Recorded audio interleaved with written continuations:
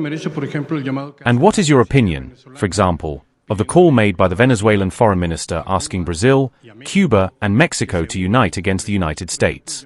Well, we have to look at the circumstances. That is why I say that we are paying close attention to what is happening in Honduras. That is to say, President Trump said who people should vote for, just as he has done in other cases. We believe that each country has to make its own decisions and that there should be no foreign interference.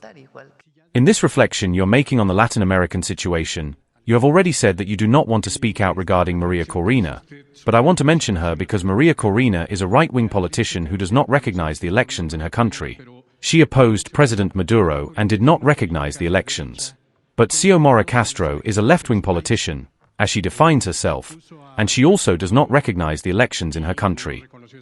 It is different because there is one of them who is calling for foreign intervention. And we, by conviction and by constitution, are against interventionism and interference.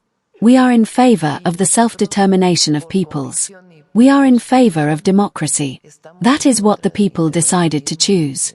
And we are against interference and intervention. And there is one of them who is calling for foreign intervention, and we do not agree with that. Beyond the regime that exists in each country, we do not agree. So, that is why, in this case of Chile, we may or may not agree with who comes to government, but it was an election in which all Chileans recognize that it was a democratic election. We can debate the position of who is going to be president, but there is recognition that there was a democratic election. What draws attention about the current president, who won the election in Chile, beyond the fact that he won democratically recognized by all political forces, is his recognition of Pinochet. And yes, it draws attention, evidently, and leads us to a reflection, because beyond an economic model, the issue is authoritarianism. The vindication of Pinochet.